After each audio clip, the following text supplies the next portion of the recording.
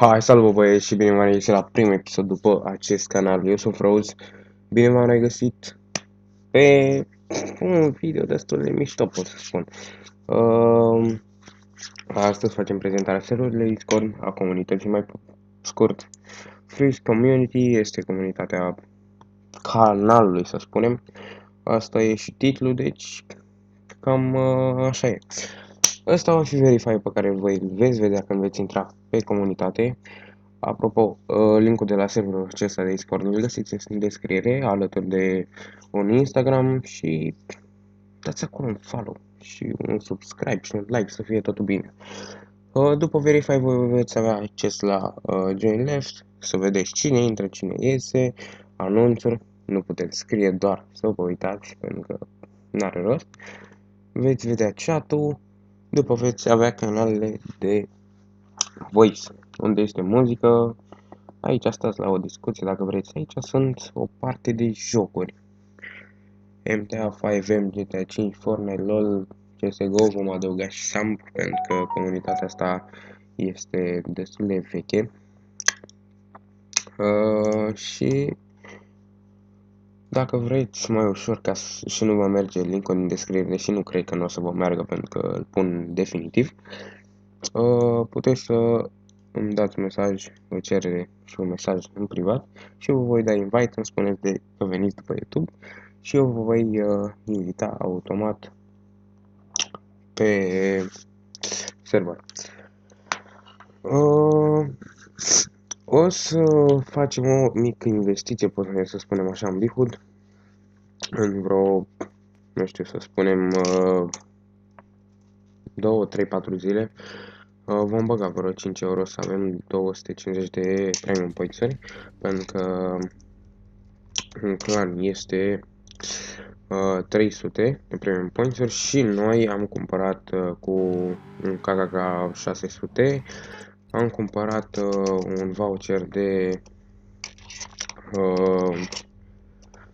100 și acum să scriem, frate. Așa.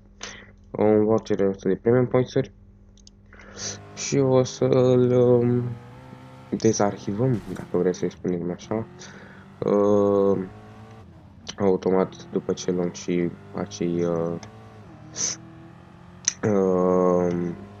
acele premium points-uri. Mă scuzați că mă bâlbâiesc, dar n-am mai făcut un video pe YouTube de foarte mult timp și mi-am ieșit din mână bine să mor.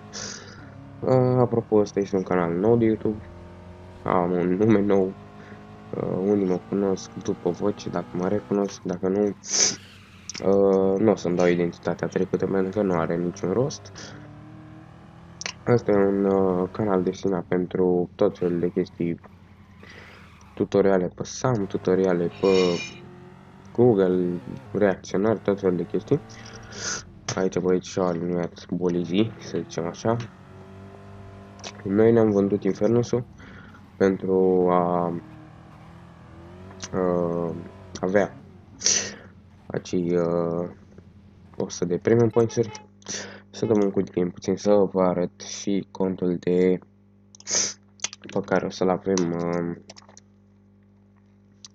pe Bihud, special pentru acest canal, pentru că numele e Froze. Acum v-ați uitat voi la numele care le aveam înainte, nu ăla e numele trecut, ăla a fost un nume foarte vechi de când am avut prima dată contul și decât să stau pentru 61 de ore sau ceva de genul cât am eu jucate pe Stamp, să stau atâta